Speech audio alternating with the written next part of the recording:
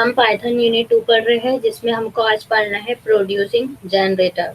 कल हमने पढ़ा था एडिंग प्लेस होल्डर, जिसमें हमने कंटिन्यू, पास वैल्यू और कमेंट के डिफरेंट देखे थे कि हम कैसे placeholder as a placeholder pass keyword को यूज करके पास कर सकते हैं स्टेटमेंट।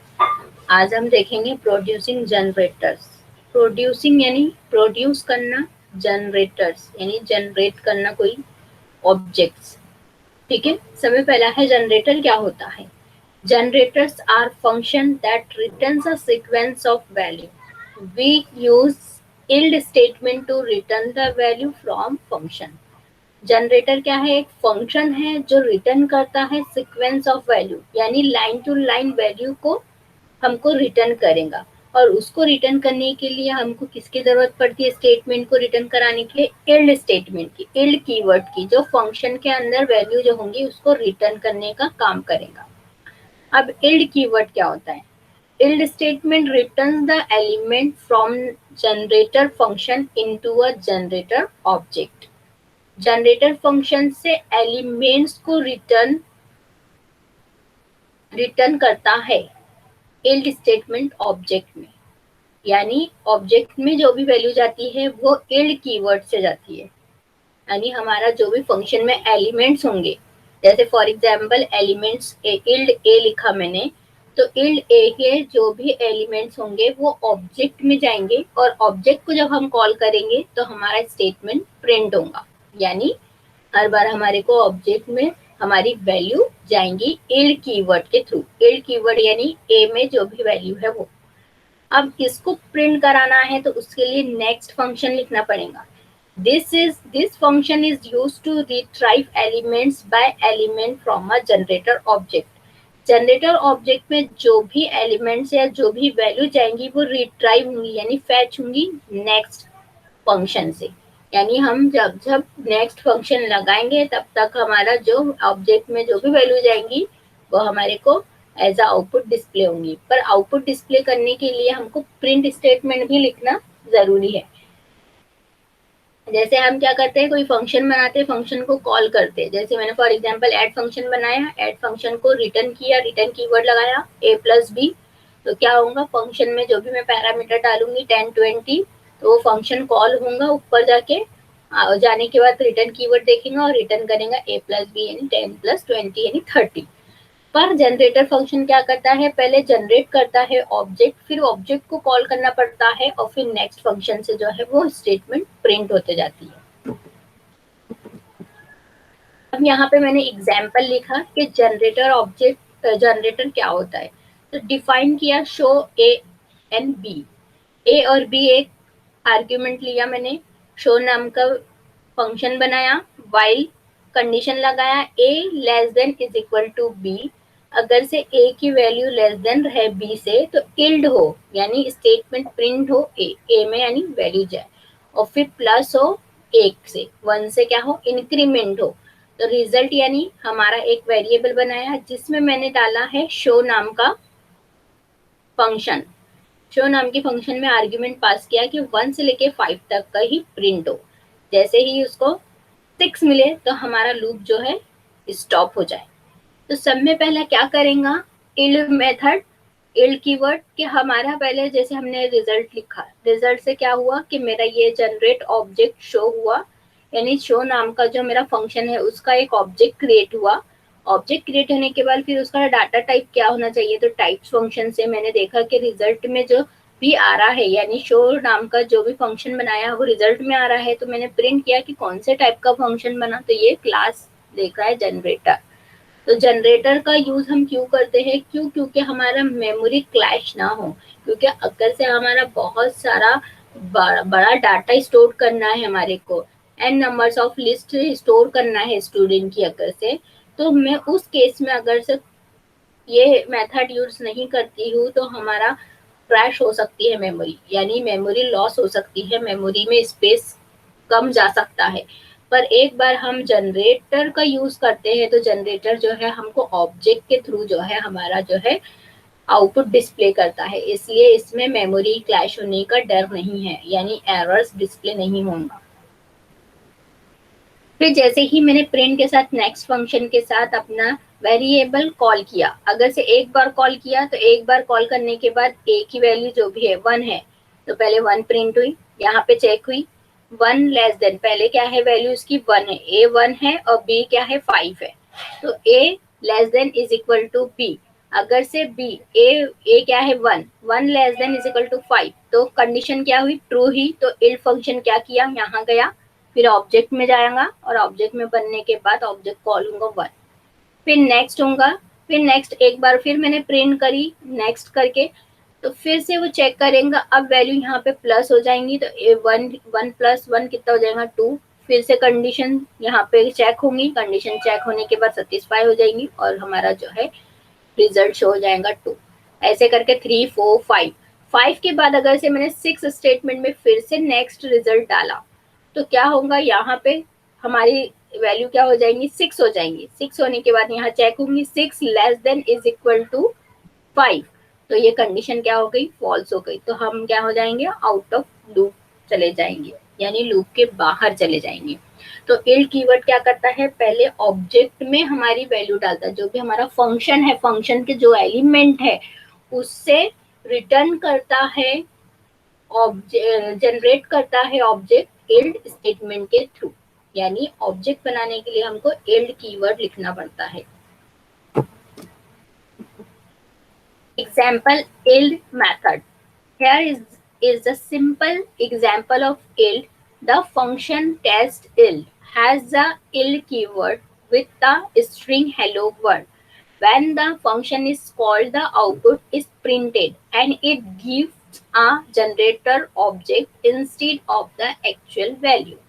क्या बोल रहा है कि हमने एक एग्जाम्पल लिया जिसमें हमने एक फंक्शन बनाया टेस्ट इल्ड फंक्शन, जिसमें हमने क्या किया हेलो वर्ल्ड इल्ड कीवर्ड के सामने लिखा एज अ स्ट्रिंग पास किया, फिर उसको पास करने के बाद हमने फंक्शन को क्या किया कॉल किया कि एज अ प्रिंट क्या हमको स्टेटमेंट मिलती है, तो पहले क्या करेंगे इल्ड कीवर्ड जनरेट करेगा ऑब्जेक्ट, तो यहाँ पे देखो वही हो रहा है, पहले मैंने लिखा एक फंक्शन डीईएफ करके टेस्ट इल्ड फंक्शन लिखा, उसके अंदर इल्ड कीवर्ड के सामने मैंने कोई वेरिएबल पास नहीं किया, ए वेरिएबल पास करती तो ए वेरिएबल में बार बार क्या होता है वैल्यू जाती है, फिर ऑब्जेक्ट में जाकर फिर प्रिंट होता है, और यहाँ पे क्या किया इल्ड कीवर्ड लगाया और इल्ड कीवर्ड में मैंने हेलो वर्ल्ड स्ट्रिंग पास की, स्ट्रिंग पास करने के बाद फिर इस output is equal to test yield function call किया, टेस्ट इल फंक्शन को मैंने आउट पी में वेरिएबल में डाला, जब मैं इसको प्रिंट कराती हूँ आउट पी को, तो क्या होता है पहले जनरेट करता है ऑब्जेक्ट, यानी टेस्ट इल्ड फंक्शन का ऑब्जेक्ट जनरेट होता है, हमारे को हेलो वर्ल्ड आउटपुट नहीं मिलता है, हेलो वर्ल्ड आउटपुट कब मिलेगा जब वो ऑब्जेक्ट को मैं नेक्स्ट फंक्शन के थ्रू जो है कॉल करूंगी, तो जब मुझे हेलो वर्ल्ड प्रिंट होगा, तो इसका मीनिंग क्या है कि इल्ड कीवर्ड क्या करता है ऑब्जेक्ट बनाता है, ऑब्जेक्ट में वैल्यू डालता है, फिर वो ऑब्जेक्ट को जब हम कॉल करते हैं तो जब हमको कोई भी स्टेटमेंट प्रिंट होती है। The output given is a generator object which has the value we have given to yield. तो इल्ड कीवर्ड से क्या होता है ऑब्जेक्ट जनरेट होता है करके उसमें बोला गया है कि हमारा जो भी स्टेटमेंट है जो भी एलिमेंट्स है फंक्शन में, तो वो ऑब्जेक्ट क्रिएट करता है इल्ड स्टेटमेंट से, but we are not getting the message, we have to given to yield in output. To print the message given to yield, we'll have to iterate the generator object as shown in the example below. हमने जब अगर से yield keyword लगाया तो तब हमको क्या मिला जनरेटर ऑब्जेक्ट मिला, जनरेटर ऑब्जेक्ट मिलने के बाद हमको कोई आउटपुट नहीं मिला, हमको सिर्फ जनरेट होके मिला ऑब्जेक्ट के ऑब्जेक्ट जनरेट हो गया इल्ड कीवर्ड से, पर हमको अगर से आउटपुट शो कराना है तो हमको क्या करना पड़ेगा, तो आगे में उसने बोला है एग्जाम्पल देखो, एग्जाम्पल में क्या लिखा है इससे जो हुआ हमारा ऑब्जेक्ट जनरेट हुआ, फिर जब मैंने नेक्स्ट कीवर्ड लगाया तो जब मुझे आया हेलो वर्ल्ड, यानी मैंने सेम टू सेम अपना एग्जाम्पल लिखा, जैसे लिखा था टेस्ट इल्ड फंक्शन इल्ड में हेलो वर्ल्ड डाला, फिर आउटपी में टेस्ट इल्ड फंक्शन को कॉल किया, फिर उसको प्रिंट कराया, ऑब्जेक्ट को प्रिंट कराया पहली बार में, तो पहली बार में पहले वो जनरेट करा ऑब्जेक्ट को, ठीक है, यानी जनरेट करेगा, पहले ऑब्जेक्ट बनाएगा इसका, फिर बाद में हम उसको जब नेक्स्ट कीवर्ड से कॉल करेंगे डबल से, तो जब जाके हेलो वर्ल्ड प्रिंट होगा। तो सब में पहले इल कीवर्ड क्या करता है कि ऑब्जेक्ट बनाता है, और फिर ऑब्जेक्ट को जब हम कॉल करते हैं फिर से, तो जब जाके हमारा जो भी है स्टेटमेंट प्रिंट होती है। Generator are function that returns an iterable generator object. The values from the generator object are fetched one at a time instead of the full list together. And hence to get the actual value you can use a for loop using next function और list method। जब भी हम generator function बनाते हैं, generate होता है object, तो हम जो वैल्यू फेच करने का हमारा जो तरीका है, तो जरूरी नहीं है कि हमको नेक्स्ट फंक्शन से ही हम ले सकते हैं। हम अगर से फॉर लूप से भी हम अपना जो है आउटपुट डिस्प्ले करा सकते हैं लूपिंग के थ्रू, या तो फिर लिस्ट मेथड के थ्रू। तो हमको ये बताया है कि नेक्स्ट कीवर्ड तो कॉम्बिनेशन है इल्ड मेथड का, पर हम इसके अलावा भी फॉर लूप और लिस्ट से हम अपना जो है जनरेट ऑब्जेक्ट जो बनाए हैं उसको हम कॉल कर सकते हैं लूपिंग से या लिस्ट से। To create a generator function, you will have to add a ill keyword. The following example show how to create a generator function. जब भी हम कोई फंक्शन क्रिएट कर रहे हैं, जनरेटर ऑब्जेक्ट बनाना चाहते हैं, तो हमको इल्ड कीवर्ड का यूज करना कंपलसरी है। तो यहाँ पे देखो एक जनरेटर फंक्शन बनाया जिसमें इल्ड, हर इसमें इल्ड HELLO हर कैपिटल लेटर को जो है अलग अलग इसमें लिखा है, और हर जगह मैंने इल्ड इल्ड इल्ड लगाया। अब यहाँ पे जब मैं जनरेटर करूंगी तो उसका एक ऑब्जेक्ट बनाया मैंने टेस्ट नाम का ऑब्जेक्ट बना के इसमें गया। ठीक है, अब जितने बार मैं इसको प्रिंट करूंगी उतने बार मेरा जो है एक एक वर्ड जो है प्रिंट होगा। तो क्या हो रहा है कि इल फंक्शन क्या कर रहा है, इसका एक ऑब्जेक्ट बना दे रहा है। ऑब्जेक्ट जब हम कॉल कर रहे हैं नेक्स्ट कीवर्ड से, तो हमारे को हेलो पूरा प्रिंट होके मिल रहा है। या फिर हम डायरेक्टली लूपिंग करेंगे, मैंने यहाँ पे कमेंट करके रखा है फॉर आई इन टेस्ट का जो भी ऑब्जेक्ट है वो आई में जाएगा, और प्रिंट क्या होगा आई कब तक का प्रिंट होगा, जब तक का उसको फॉल्स वैल्यू नहीं मिल जाती, यानी एच से लेके ओ तक का वो प्रिंट करेगा। और जैसे ही वो ओ तक का प्रिंट कर देगा तो हमारा ऑटोमेटिकली स्टॉप हो जाएगा। पर इतना है कि हम क्या कर सकते हैं, इसको हम स्टॉप बीच में से भी कर सकते हैं। अगर से मैं नेक्स्ट फंक्शन एक बार कॉल करूंगी तो वो एच एक ही बार प्रिंट होगा, नेक्स्ट वाला ई प्रिंट नहीं होगा। अगर से मैं जितने बार नेक्स्ट लिखते जाऊंगी उतने बार 1 to 1 मेरे एलिमेंट जो है प्रिंट होते जाएंगे। तो इल्ड कीवर्ड क्या करता है, हर एलिमेंट को ऑब्जेक्ट बनाता है, और वो ऑब्जेक्ट के थ्रू हम कॉल करते हैं, और हमारा स्टेटमेंट जो है प्रिंट होता है 1 by 1। यानी इसको हम क्या कर सकते हैं, पॉज भी करके रख सकते हैं, यानी हमारा स्टेटमेंट वहां पे हम रुका सकते हैं। आगे में है example, different between normal function versus general function. हमारा नॉर्मल फंक्शन और जनरेटर फंक्शन में क्या डिफरेंट है। There are two function, normal test underscore test function and generator underscore test function. Both the function are supposed to return back the string hello world. The normal underscore test function is using return and generator test is using yield.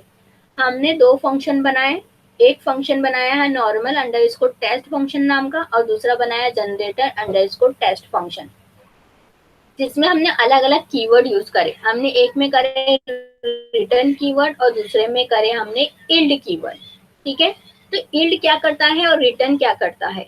तो normal function में हमने return लगाए, DEF किया मैंने, normal underscore test function बनाया जिसमें return कर रही हूँ मैं हेलो वर्ल्ड।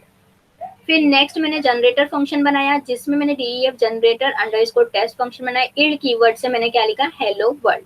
अब मैं दोनों फंक्शन को क्या कर रही हूँ, प्रिंट करा रही हूँ। तो प्रिंट स्टेटमेंट से दोनों में प्रिंट स्टेटमेंट लिखा, नॉर्मल अंडरस्कोर टेस्ट नाम का फंक्शन कॉल किया, और फिर जनरेटर अंडरस्कोर टेस्ट नाम का, दोनों फंक्शन कॉल किए। दोनों फंक्शन में डिफरेंट क्या है कि जो नॉर्मल फंक्शन होता है वो डायरेक्टली वैल्यू को क्या कर देता है, रिटर्न कर देता है, यानी हेलो वर्ल्ड को उसको डायरेक्टली प्रिंट कर देगा, उसका कोई ऑब्जेक्ट क्रिएट नहीं होगा। पर उसी जगह हम इल्ड कीवर्ड यूज कर रहे हैं, तो वो पहले क्या करेगा, कॉल टू जनरेट फंक्शन को कॉल तो करेगा, पर उसके साथ क्या करेगा, पहले ऑब्जेक्ट क्रिएट करेगा। ऑब्जेक्ट क्रिएट करने के बाद फिर वो ऑब्जेक्ट को हम जब कॉल करते जाएंगे तब वो हेलो वर्ल्ड जो है प्रिंट होगा। तो इसका मीनिंग क्या है कि इल्ड फंक्शन क्या करता है, जो भी एलिमेंट्स होते हैं फंक्शन में उसका ऑब्जेक्ट बनाने का काम करता है, और जो रिटर्न कीवर्ड क्या करता है, डायरेक्टली जो भी स्टेटमेंट उसको रिटर्न कराना है वो कर देता है। The output show that when you call the normal function, normal underscore test function, it return hello world string. For a generate function with yield keyword, it return generate object, generator underscore test, and not the string.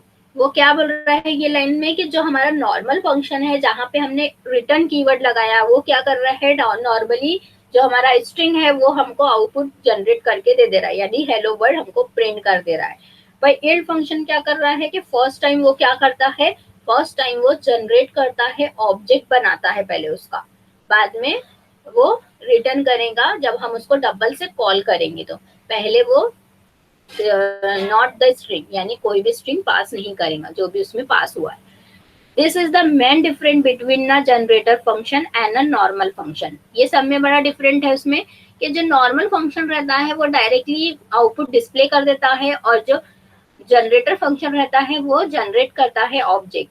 Now to get the value from the generator object, we need to either use the object inside for loop or use next method or make use of list। और फिर भी आपको generate object से जो है generate object में से हमको कुछ लेना है, यानी आउटपुट डिस्प्ले कराना है, तो हम फॉर लूप का यूज कर सकते हैं या नेक्स्ट फंक्शन का यूज कर सकते हैं या लिस्ट का। इसमें से हम जो भी यूज करेंगे तो जनरेट फंक्शन क्या कर, जनरेट ऑब्जेक्ट जो बन जाता है उसके थ्रू हम क्या करते हैं कि हमारा स्टेटमेंट प्रिंट करा सकते हैं। जैसे यहाँ पे लिखा मेरे को आउटपुट चाहिए हेलो वर्ल्ड, तो मैंने लिखा नेक्स्ट जनरेटर टेस्ट। तो ये जनरेटर टेस्ट क्या हो गया, ऑब्जेक्ट हो गया जो नेक्स्ट फंक्शन से क्या हो रहा है, प्रिंट हो रहा है, यानी स्टेटमेंट हेलो वर्ल्ड प्रिंट हो रही है। One more difference to add to normal function versus general function is that when you call a normal function, the execution will start and stop when it get to return and the value is returned to the caller. So when the execution starts, we cannot stop. The normal function is between and it will only stop when it comes across return keyword। अब इसमें क्या बोल रहा है कि इसमें एक और डिफरेंट है, रिटर्न कीवर्ड आप जब लगाते हैं तो जब तक का स्टार्ट से लेके एंड तक का हमारा फंक्शन चलते ही रहता है जब तक का उसको रिटर्न कीवर्ड ना मिल जाए, यानी रिटर्न उसको मिलता है तो वो क्या करता है, स्टॉप करता है। यानी जैसे लूपिंग, जैसे हमने एक बार हमारा प्रोग्राम स्टार्ट करे तो वो एंड तक का ही जाके क्या होता है, स्टॉप होता है, बीच में से स्टॉप नहीं हो सकता है हमारा रिटर्न कीवर्ड लगाने से या कोई दूसरा फंक्शन हम नॉर्मल फंक्शन यूज करते हैं। तो नॉर्मल फंक्शन का डिफरेंट और जनरेटर का डिफरेंट बताया है। अब जनरेटर क्या करता है, but in case of generator function once the execution start when it's get the first yield is stop the execution and give back the generator object. You can use the generator object to get the values and also pause and resume back as per your requirement। इसमें क्या बोल रहा है कि generator क्या करता है कि इल्ड मेथड क्या करता है, पहले ऑब्जेक्ट बनाता है और एग्जीक्यूशन क्या कर देता है, स्टॉप कर देता है, क्योंकि इल्ड मेथड क्या कर रहा है, इल्ड कीवर्ड के पहले ऑब्जेक्ट जनरेट कर रहा है। पर जब हम ऑब्जेक्ट जनरेट होने के बाद जो ऑब्जेक्ट को बार बार कॉल करेंगे तभी हमारा आउटपुट आएगा। अगर से हम बीच में से कोई लाइन को रुका सकते, यानी हमको पूरा आउटपुट नहीं चाहिए, आधा ही आउटपुट चाहिए, तो हम क्या कर सकते हैं, पॉज कर सकते हैं, यानी हम रुका सकते हैं, फिर हम बाद में रिज्यूम, यानी बाद में फिर से हम हमारी रिक्वायरमेंट के हिसाब से हमारे प्रोग्राम को रन करा सकते हैं।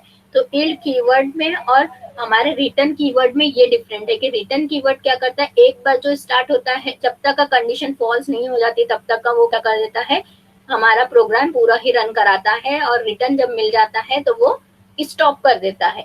पर जनरेटर फंक्शन क्या करता है, पहले ऑब्जेक्ट बनाता है इल्ड के थ्रू, और फिर वो ऑब्जेक्ट को जब जब हम कॉल करते हैं तब तक वो हमारा प्रोग्राम जो है रन होते जाता है।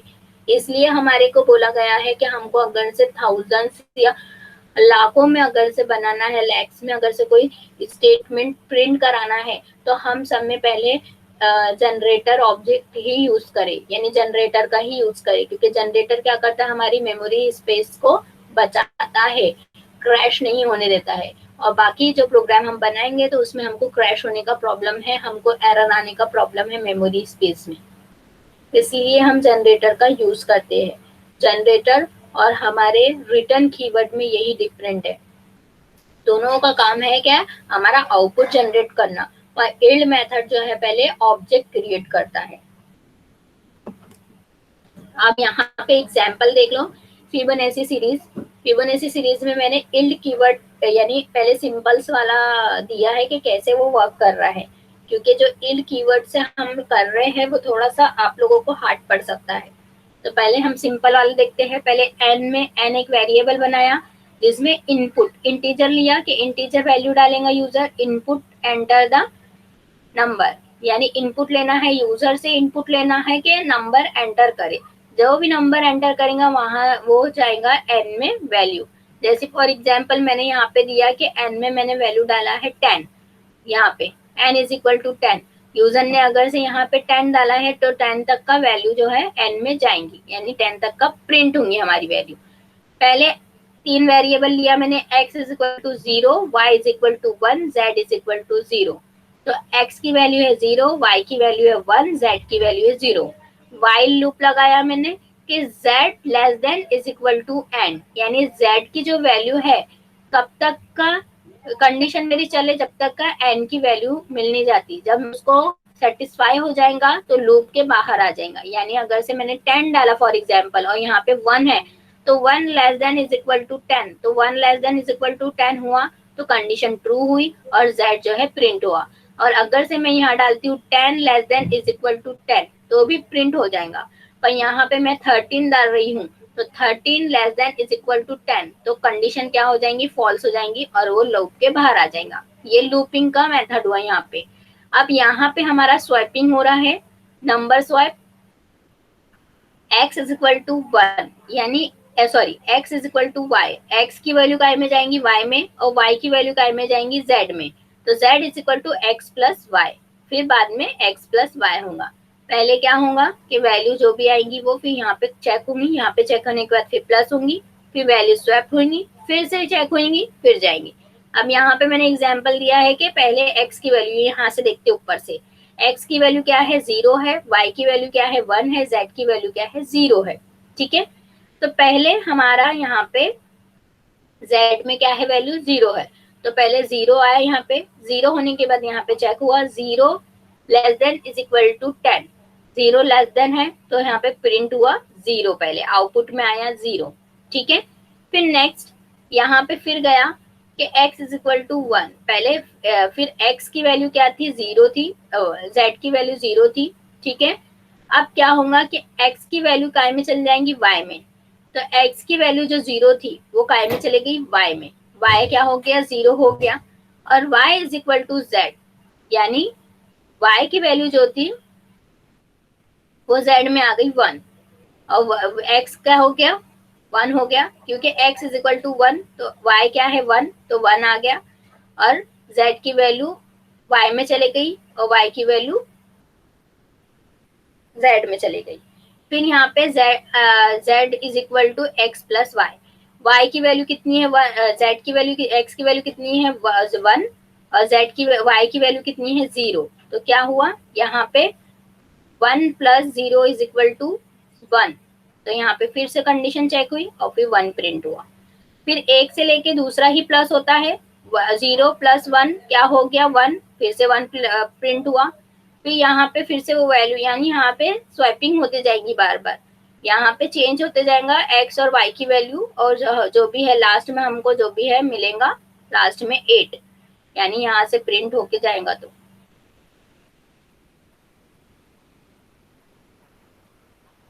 इसको मेरे को आप लोगों को एक ऑन करना पड़ेगा और जब बताना पड़ेगा, जब अच्छे से समझेगा।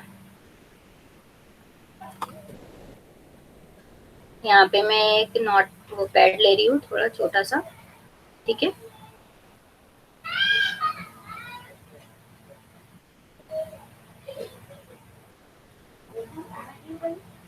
एक मिनट।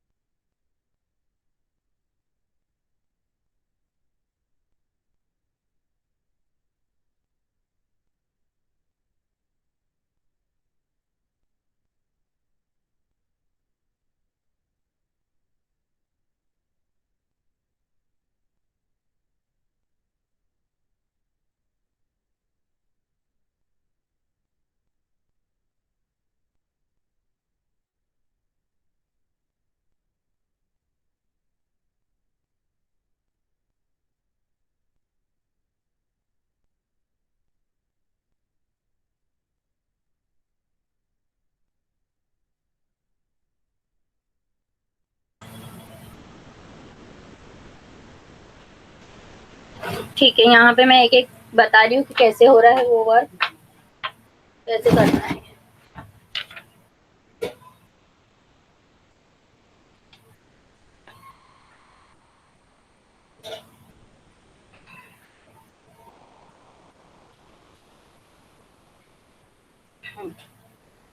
यहाँ पे हमारा x है, यहाँ y है और यहाँ z है, ठीक है। और यहाँ n की वैल्यू यूजर ने क्या डाला है, 10, तो 10 तक का प्रिंट होगा। पहले x की वैल्यू क्या है, 0 है, y की वैल्यू 1 है, z की वैल्यू 0 है।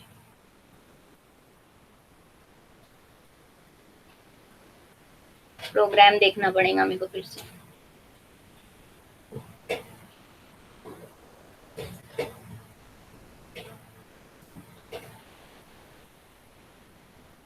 x की वैल्यू 1, y की वैल्यू, सॉरी,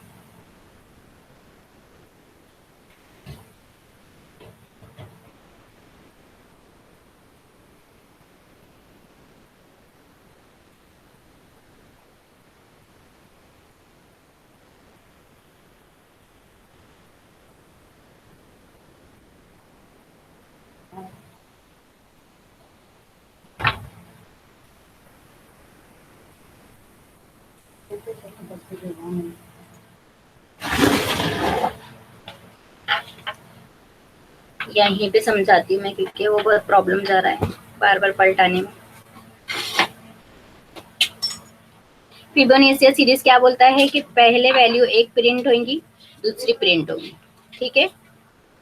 दो वैल्यू प्रिंट होंगी, ये दो वैल्यू का प्लस होगा, फिर यहाँ थर्ड वैल्यू प्रिंट होगी, फिर यहाँ से सेकेंड से थर्ड थर्ड प्लस होगा, तो हमारी सेकेंड वैल्यू आगे का पोजीशन प्लस, आगे प्लस होगा, फिर ये इससे प्लस होगा, ऊपर से ऊपर वाली वैल्यू नीचे से प्रिंट होंगी, तो 3 प्रिंट होगा, फिर 3 प्लस 2 होगा, तो हमारा 5 प्रिंट होगा, 5 प्लस 8 प्रिंट, 5 प्लस 3 प्रिंट होगा तो 8 प्रिंट होगा, 5 प्लस 3 ऐड होगा तो 8 प्रिंट होगा, फिर 5 प्लस 8 करेंगे तो हमारा कितना मिलेगा, 13। पर हमारी कंडीशन जो है क्या हो जाएंगी, फॉल्स हो जाएंगी। क्यों, क्योंकि हमारा जो n है, n क्या है, 10 है, तो अगर से z की 13 हो जाएंगी तो 13 less than is equal to 10, तो इज इक्वल टू भी नहीं है और ना लेस देन है, क्योंकि ग्रेटर देन हो गया, तो करके हमारा लूप कहाँ तक का चलेगा, बस 0 1 1 2 3 5 8 तक का चलेगा। अब काम कैसे हो रहा है,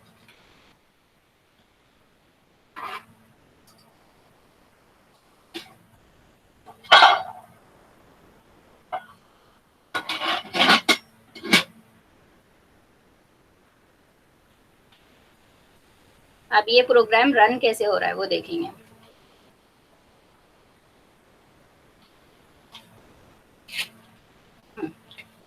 पहले हमारी x की वैल्यू पहले ये तीनों वैल्यू मैंने वैसा के वैसे लिखा, x is equal to 0, y is equal to 1, z is equal to 0, ठीक है।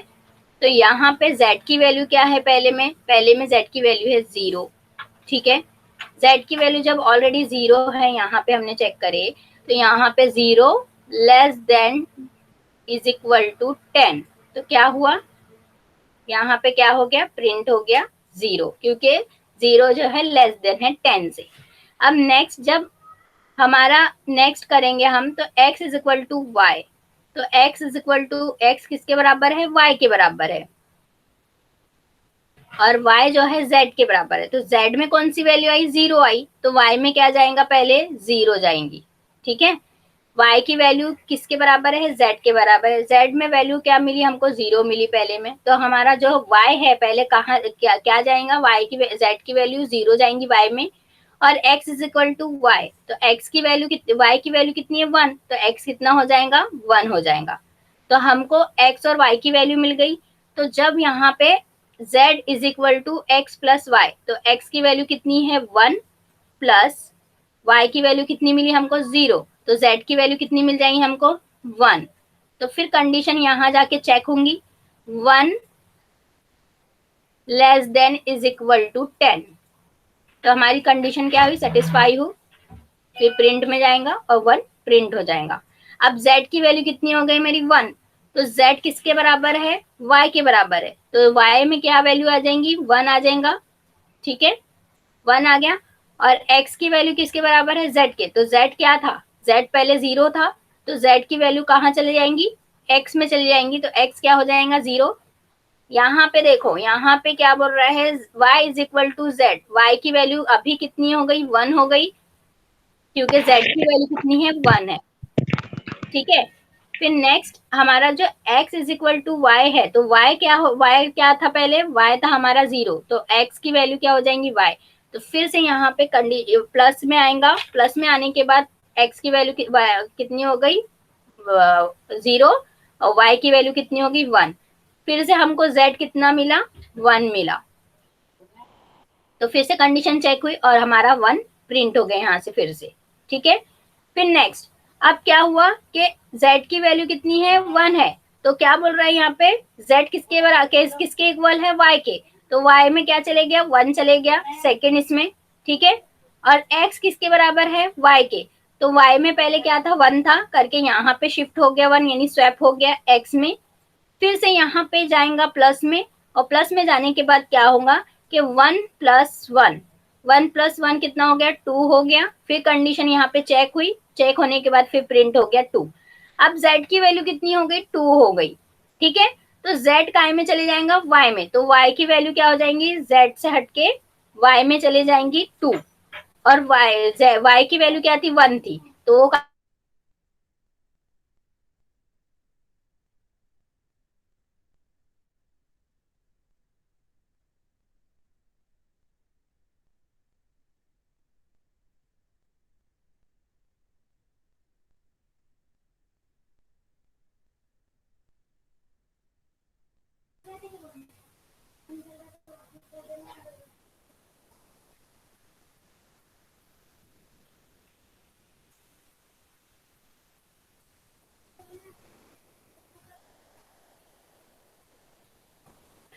ऐसे उसमें जो है y की वैल्यू x में चल जाएंगी, z की वैल्यू y में चली जाएंगी, और यहाँ ऐड होके प्लस होके फिर हमको एडिशन मिलते जाएगा।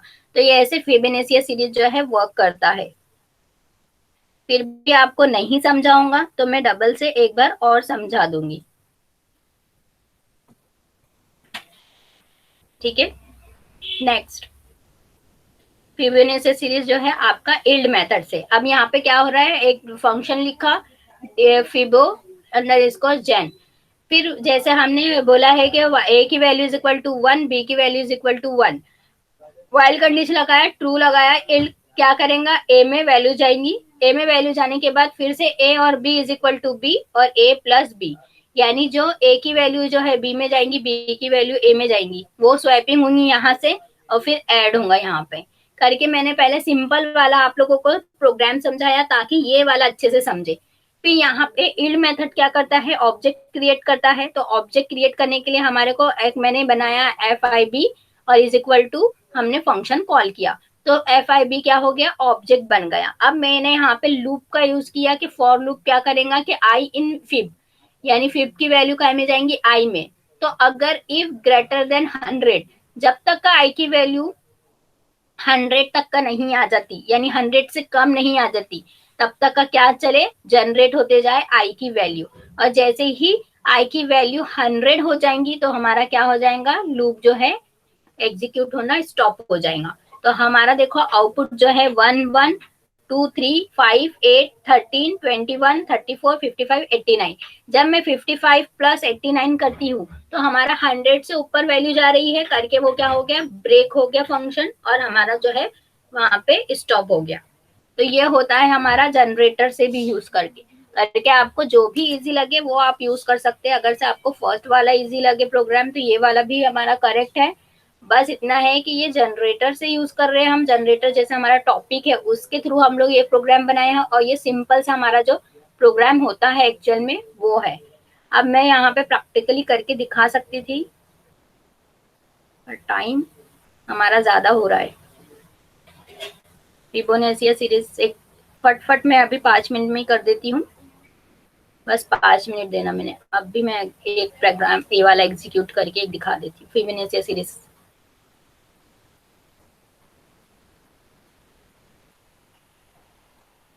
मैंने ऑलरेडी बना के रखा था, ओपन करती हूँ और फिर से वहीं लिख के बताती हूँ।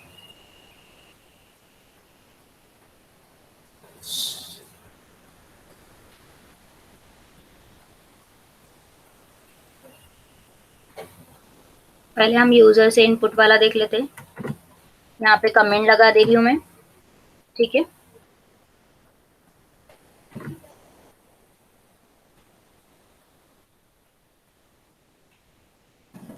हमारा प्रोग्राम ये है, हमारा प्रोग्राम क्या है, n is equal to user से इनपुट लेगा। पहले x की वैल्यू 0 है, y की वैल्यू 1 है और z की वैल्यू 0 है। तो z की वैल्यू ऑलरेडी 0 है, तो पहले 0 से स्टार्ट होगा, तो 0 प्रिंट हो जाएगा। फिर यहाँ स्वैपिंग होंगी कैसे, y की वैल्यू x में जाएंगी, तो y की वैल्यू कितनी है, 1 है, तो वो x में चले गई। और z की वैल्यू क्या है, 0 है, तो वो y में चले गई। तो जब 1 प्लस y होगा तो क्या मिलेगा हमको, सॉरी, 0 प्लस 0 प्लस 1 होगा तो हमको क्या मिलेगा, 1 मिलेगा। तो हमारा आउटपुट क्या आएगा, सेकंड में 1। फिर थर्ड में फिर क्या आएगा, फिर से वैल्यू जो है, रन करती हूँ फिर बताती हूँ।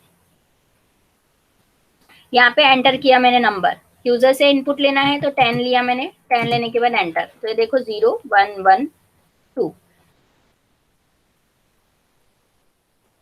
तो यहाँ पे पहले 0 आएगा, क्यों, क्योंकि 0 है z। फिर नेक्स्ट टाइम में 1 आएगा, क्यों, क्योंकि जब हम स्वैपिंग करेंगे नेक्स्ट में, तो x की वैल्यू 1 हो जाएंगी और y की वैल्यू क्या हो जाएंगी, 0। तो x प्लस 0, सॉरी 0 प्लस 1 कितना हो जाएगा, 1। तो यहाँ पे 1 मिलेगा। फिर z की वैल्यू कितनी है हमारी, z की वैल्यू y में जाएंगी, तो z की वैल्यू कितनी है, 0 है, तो y की वैल्यू क्या हो जाएंगी, 0, और x की वैल्यू ऑलरेडी 1 है, तो 1 प्लस 0 फिर से क्या मिला हमको, 1 मिला। अब x की वैल्यू कितनी हो गई, 1 हो गई, तो 1 काय में चले जाएगा, फिर से x में चले जाएगा, और y में चले जाएगा, और y तो ऑलरेडी 1 है, तो करके फिर x की वैल्यू 1 हो जाएंगी, तो 1 प्लस 1 क्या हो जाएगा, 2 हो जाएगा। तो ऐसा हमारा जो है फिबोनाची सीरीज जो है प्रिंट होगी। और यहाँ पे जरूरी नहीं मैंने 10 डाली, तो अब यूजर कितना भी डाल सकता है, तो यहाँ पे मैं फिर से दूसरा डाल रही हूँ। यहाँ पे अगर से मैं 20 डाल रही हूँ तो 20 भी परफॉर्म होगा, क्योंकि हम लूप लगा रहे हैं। तो यहाँ देखो 20 तक का परफॉर्म होगा ये, जब तक का उसको 20 सीरीज यानी 20 कंडीशन नहीं मिल जाती। तो ये है हमारा आज का प्रोग्राम फिबोनाची सीरीज वाला।